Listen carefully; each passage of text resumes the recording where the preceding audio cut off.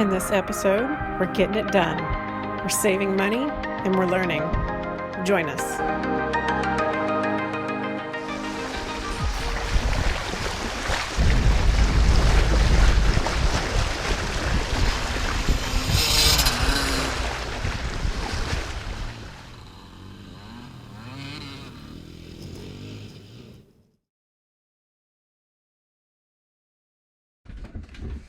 This is our logbook. I keep track of our hours, dates we're down here, how much time we spend on the boat. It's kind of fun to look back. I also keep a yearly log of the maintenance that we do. Each year I've got our preventative maintenance schedule, and there's just little things that we kind of run through every month. I keep the postcard documentation, any receipts that we had from that year. I keep like more of a detailed maintenance of other stuff we did, like varnishing, canvas, random stuff like that. For this summer, this is the main general maintenance that we'll be doing. All this stuff we can do on our own, changing filters, changing the oil, making sure the belt is in good order. So that's it.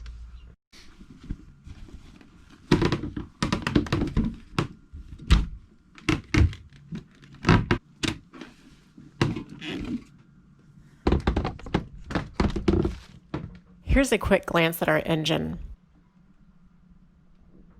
Our engine is a universal M50. It's a 50 horsepower. To kick this project off, I start with changing the engine oil. Here's the drain hose for the oil. It's secured in an upright position with a piece of wire looped around the end plug. I use a manual pump to get the old oil out of the engine through this hose. Now, I realize there are probably better ways to do this, and they make electric pumps, which would be a heck of a lot easier. But for now, I pump it by hand. We use our engine very little, so we only do this once a year. It's not too bad once you get suction through the drain hose. Oil is drained. I feel like I got a pretty good amount. Once I felt like I had most of what I could get out with the pump, I ended up taking the drain hose and I put an absorbent pad down there, then I put a styrofoam cup down at the bottom, and I actually just manually let it drain even probably another 2 to 3 cups from just the hose being down below the engine. So that helped quite a bit. So I'm pretty confident I got as much out of there as I can. Now I'm going to change the filter. So here is my filter, universal.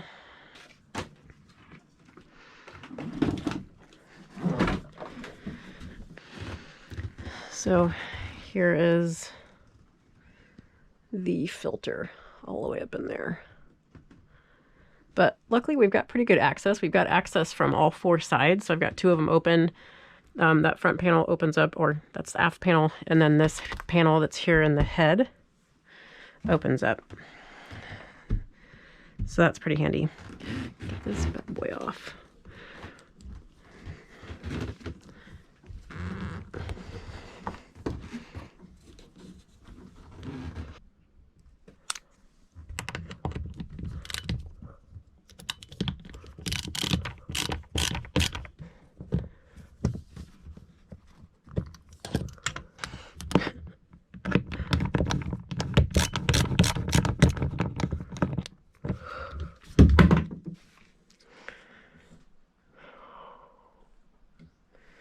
Still probably gonna need Barrett here to help me get that off.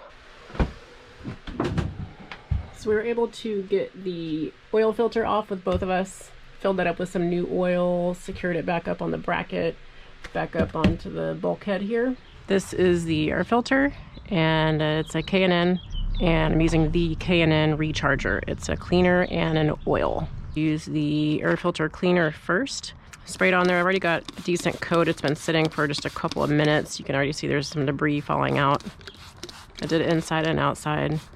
Within the 10-minute time frame, you then rinse it with water on just low pressure. The air filter came off fairly easily. It just had one hose clamp on it and just popped right off.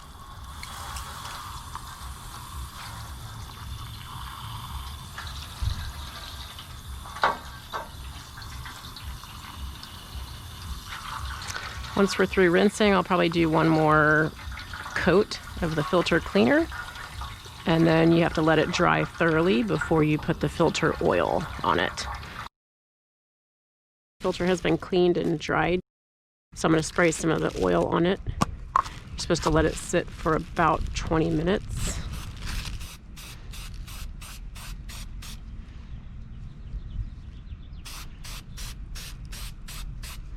And just make sure it's evenly coated. A short while later, I replaced the air filter. It's pretty simple and easily secures in place with a hose clamp. Next, we move on to replacing our 2 fuel filters. The primary fuel filter is located at the fuel tank, which is recessed in our cockpit. This big hatch provides us access to our aft bilge and fuel tank.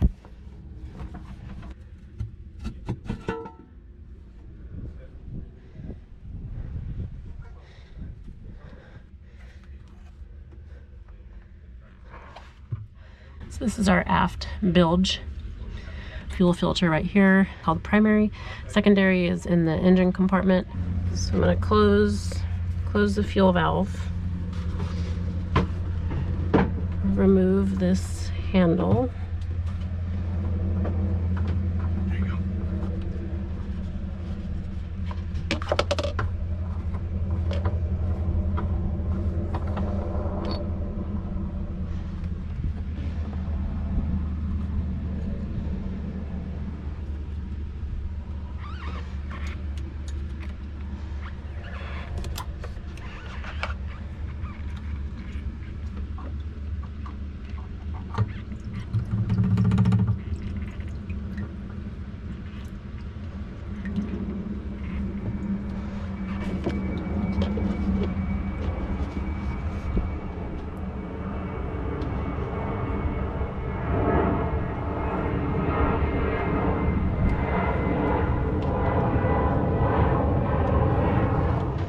Here, I'm draining the primary fuel filter canister. Sediment and water collects at the bottom of the filter canister, so you will see that in a second.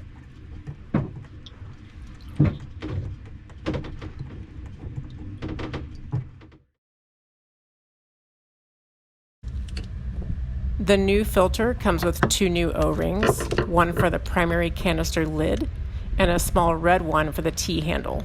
I will replace both of them.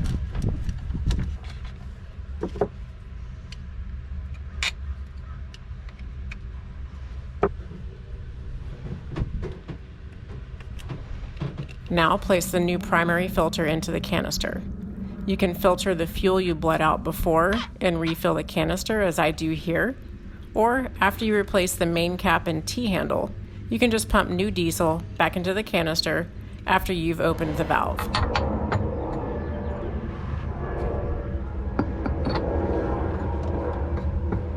Now we move on to replacing the secondary fuel filter.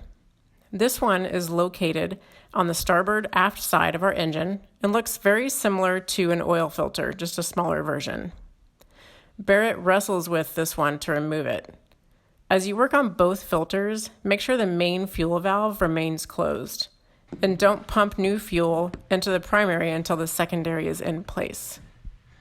We use an absorbent pad underneath us as we work in the event that any chemicals drip out, which they inherently will. Once the secondary fuel filter is removed, I fill the new filter with some diesel, and Barrett screws this one in place. Back to the cockpit to prime the primary fuel filter and canister. I open the fuel valve and I pump the bulb a few times to release some new fuel into the system. This little dial? Yep. Is it just this part right here? That comes out and then it pulls out. That'll purge air out when. Oh, you pull it? Yeah, you turn it first and you loosen it, and then it can come out, and then that purges any air out. It's an air evacuation. Once you just give it a go, and see they should fire, and once the fuel pump starts, it might be enough to pull it through. Okay, I'll let you kick it up. All right. At this point, we have drained the engine oil, replaced the oil filter, replaced both primary and secondary fuel filters, and now we are ready to run the engine. As you will see, the engine dies a few times. I did not end up bleeding the fuel through this valve by pulling it in an outward motion, as you heard us discussing. This would have ultimately solved the problem immediately. But overall, it only took a few starts to resolve it anyway. Essentially, this small pull valve, which is about 1 inch in diameter, located near the secondary filter, releases air from the fuel system, essentially bleeding it out. But since I had pumped fuel into the primary canister, it ultimately had very little air in the lines and it worked itself out. And the engine ran continuously after 3 tries.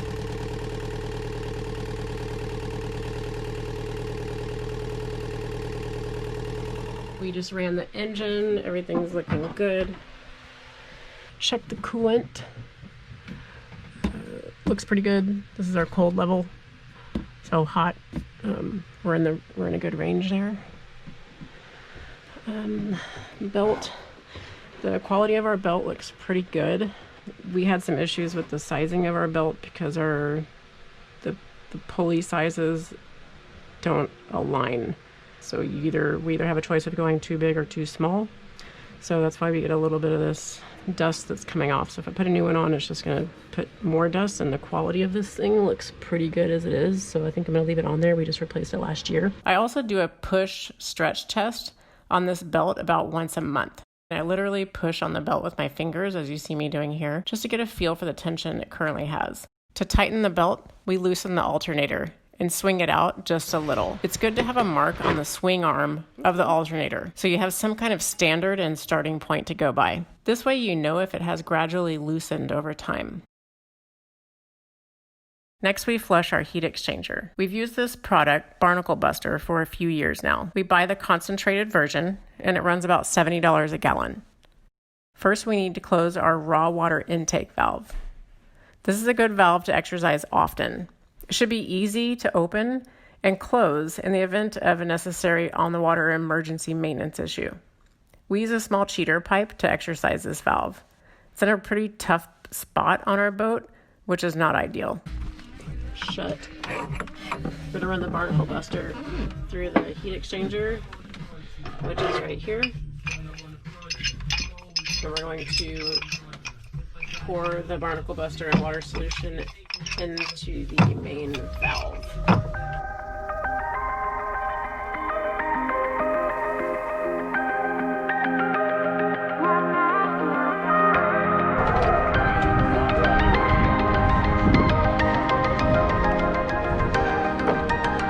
We're using distilled water for the solution.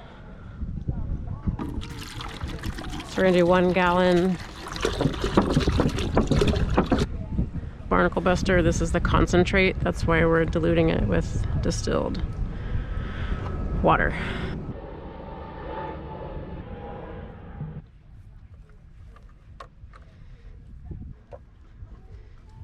We use distilled water because the city water here in San Diego and a lot of the Southwest has a lot of alkalinity, and alkalinity will begin neutralizing the acid component of that product before it can get into the heat exchangers and do its job. So if you can dilute it with distilled water, you're not negating the chemical component of the inhibited acid. So it's more effective for the same volume and you get a better result.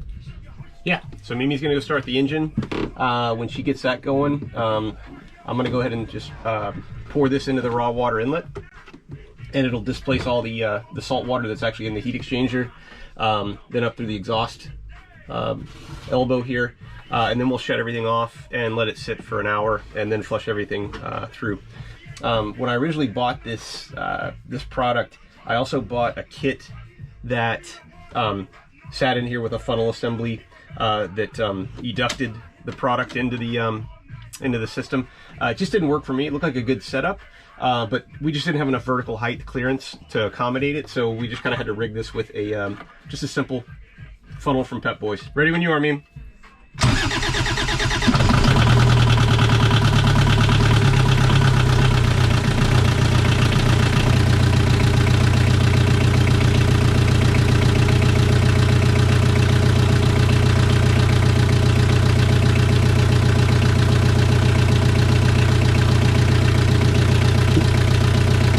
Okay, good. All right, and we wait. While we wait on the barnacle buster to do its work, we clean the bilge. Barrett cleaned out the bilge pump and wiped down the bilge itself with the degreaser. Then I used Simple Green to do a good rinse through the bilge. Keeps it from stinking so much. Makes it smell good and fresh. I'll pour a little bit in there. Turn the pump off so that it sits and soaks for a little bit.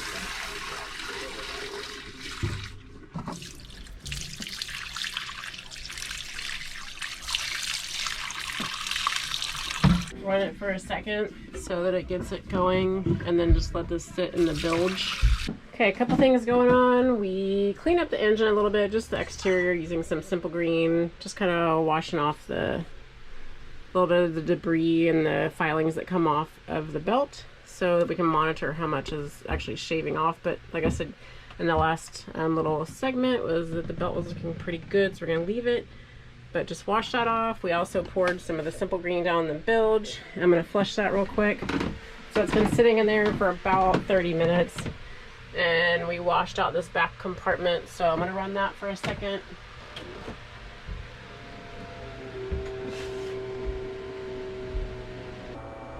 Bilge is flushing now.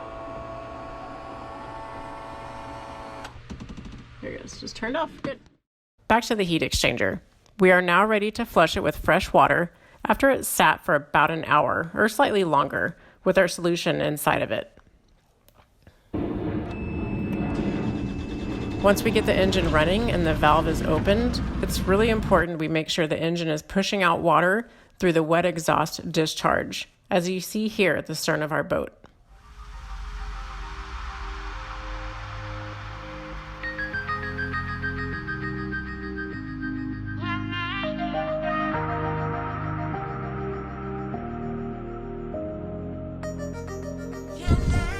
Okay, so Barrett has reassured me that when we flush out the barnacle buster that has gone in, that it's just so obviously it's the barnacle buster solution, but it's flushing out the calcium deposits, which originated from the ocean, the seawater, so it's not putting back anything bad, it's just putting in solidified versions. So it will all just should just dissolve back in the ocean. So it's not putting anything bad back into it. And the pH of the solution that's going back in should be neutral by the time it goes back into the water. On to the transmission. We decided to change the fluid this round, and glad we did, because the old fluid was pretty milky.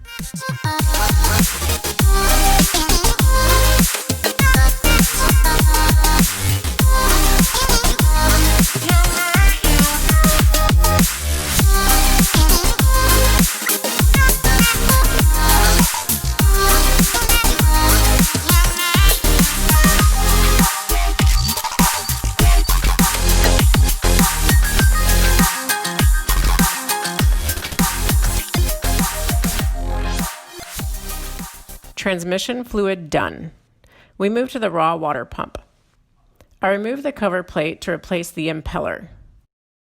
When I did this, the raw water intake valve was actually still closed, or else we would have had water spilling out everywhere. I pull the impeller out by using needle nose pliers. I grab onto one of the spines of the impeller. The shaft, 2 brass rings, and silver clip holding all of these pieces in line come out together. You need to remove all of this in order to properly reinstall the impeller. Also make note of the direction of the spines prior to removing. It's important to place them in the same direction when installing the new impeller. Also notice the interior of the water pump. The copper is shiny because we had just flushed the barnacle buster through the raw water system.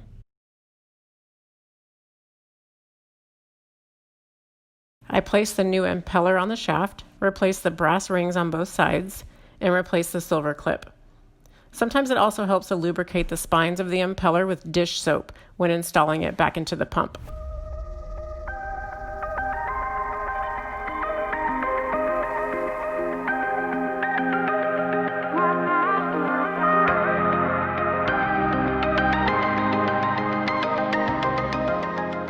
Your new impeller should come with a new gasket. Check that your O-ring is in good shape and replace the metal plate cover.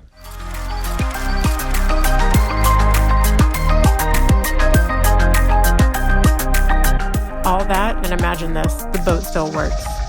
Another year of maintenance done. We accomplished this list of maintenance over a long weekend, which is not too bad. And while we're working, we're on the boat having fun. A day at the marina is never a bad day, regardless of what you're doing. Plus a few chilled beers, we're always lingering around and in between the list of chores. If you have questions or comments, we would love to hear them. As always, thanks for watching, crew. Subscribe if you want more.